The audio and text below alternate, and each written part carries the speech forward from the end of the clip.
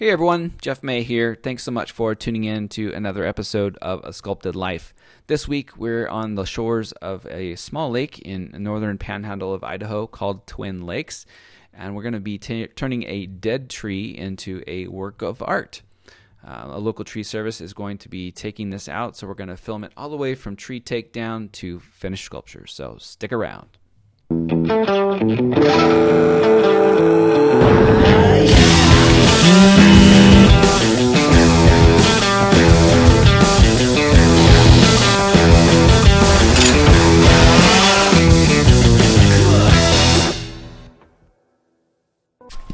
In many cases, there is quite a bit of planning that goes on in making a sculpture kind of come to life. In this particular situation, the tree that died was between the lake and the lake house, so a tree service was already taking the tree out with a crane and its equipment, so we went ahead and took advantage of that and had them pull not only the entire tree, but the remaining portions that we would then use for the sculpture itself. Right now I have this planned as a winter project, so when the sculpture is complete, we'll install it in the spring by inviting another crane out to actually crane the sculpture out of my truck, over the house, and back onto its original location. I'm rarely on site when trees are taken out. In most cases, a tree service would just leave a couple sections of the tree aside for me to pick up at my own convenience. But I thought it'd be a really good opportunity for me to film this and tell the story of how, this dead tree became a work of art. So it got quite a bit of attention. There were some boaters out there looking and watching the tree take down, as well as some surrounding neighbors. But these guys really know what they're doing. Everybody has a very specific job, and they work in sync with one another. So I was very impressed how they were able to take this massive tree, crane it into the front yard, chip it up, and basically just completely do this job here in probably about 5 or 6 hours worth of work. About a half a dozen workers, and they literally just did a fantastic job.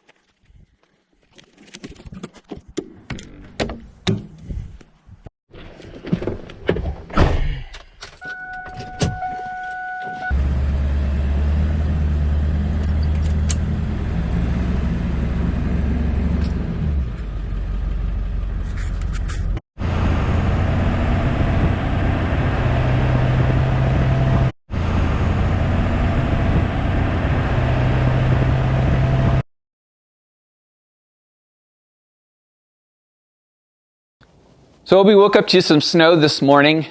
We are due to get about 9 inches out of this particular storm. And so I'm going to be taking the sculpture and getting it all set up so that I am ready to go. I oftentimes will stage more than one sculpture in here because there are times where I need to go from one to the other. There's like a little pause in something, and I want to be able to always have something that I can work on. So generally speaking, and especially during the winter time, I've always got 2 projects that I'm working on that are ready to go here in my carving bay.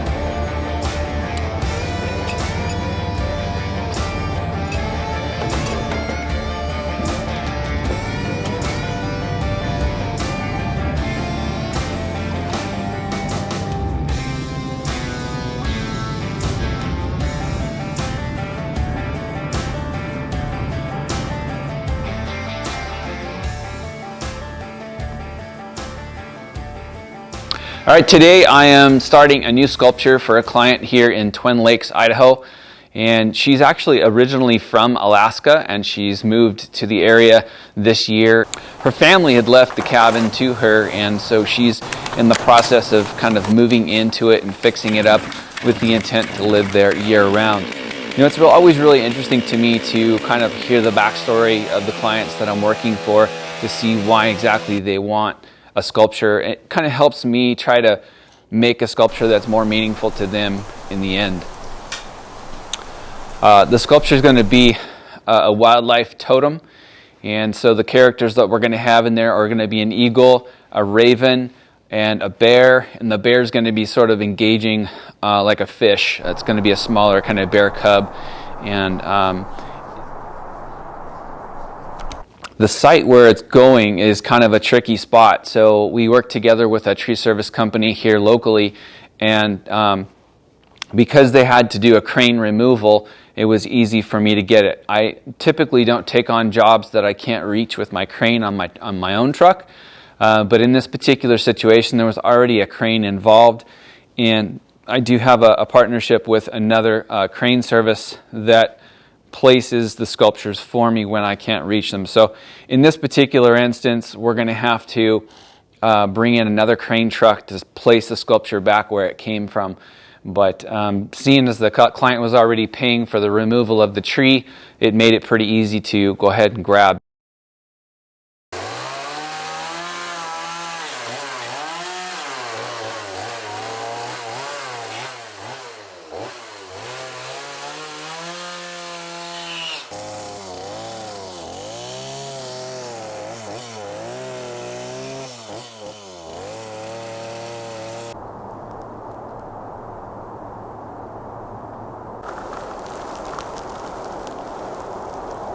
All right, so here's the progress that I've made so far. The general shape of the sculpture is kind of starting to come into play. Now, here in this position here is a raven, and one of the thoughts behind putting the raven here is just their inquisitive nature, kind of always going in to check things out and see what's going on. A little bear cub, of course, is what he's checking out, and a fish that he'll be going after, pulling up sort of from this rocky area underneath. And then at the very top, of course, is a bald eagle, is a perched bald eagle. So you can maybe just see, anyway, bald eagle on a branch that kind of comes behind here and will support this wing, support the bird, and it'll be the backdrop for this. And in the back, it'll sort of tangle the root system through the rocks. And then the bear will be kind of coming up over the rocky area after the fish.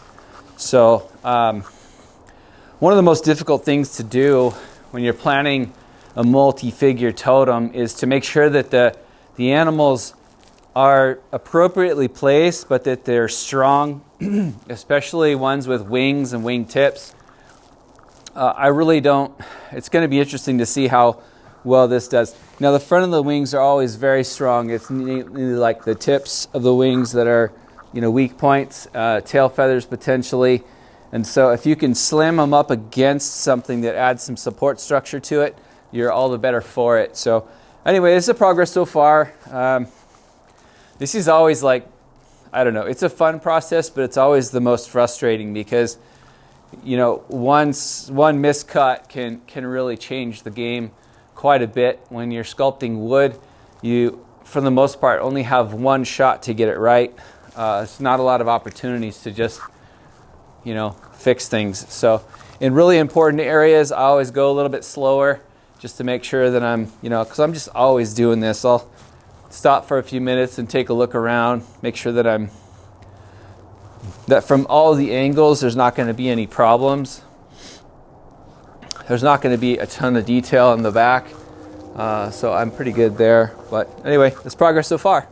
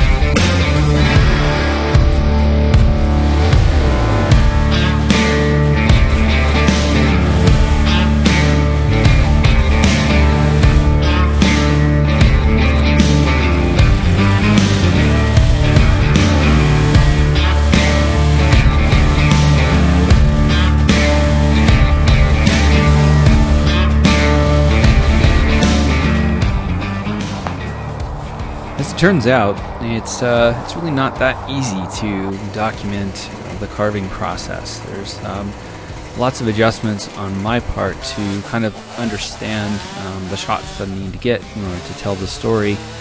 And as I edit more and more, I do see areas where I can do a little bit better job of telling the story. The whole goal here isn't necessarily to teach someone how to sculpt. There's certainly things that can be learned by watching, but it's really much more difficult than I imagined. So anyway, hang in there with me as I learn to develop a filming style that is going to be something that you'd want to watch repeatedly. So anyway, thanks for staying with me. The blockout stage is always, is really an interesting process. There's lots of things to consider in order to make the sculpture come together like you imagine in your mind. And in order to do that, there's pretty much every angle plays off of other angles. And so for me personally, I like to kind of jump around on the sculpture from figure to figure, especially in the blockout stage, because I want to make sure that all areas of the sculpture are supported well and that they are appealing to the eye. And so there's lots of ad-libbing, I guess you'd say, when you're sculpting something like this, especially a multi-figure. You kind of have an idea of what figures they're going to be. You also know what directions that they might face, but the way that they come together and the way that they merge together with the structural elements, like in this case, we're using a sort of twisted tree and a rock-like base in order to kind of be the background substrate that each of the animals will kind of come together on. So it's just kind of a little, you kind of have to fiddle-futz a little bit around with the sculpture itself and try to make the details stand out where they matter most.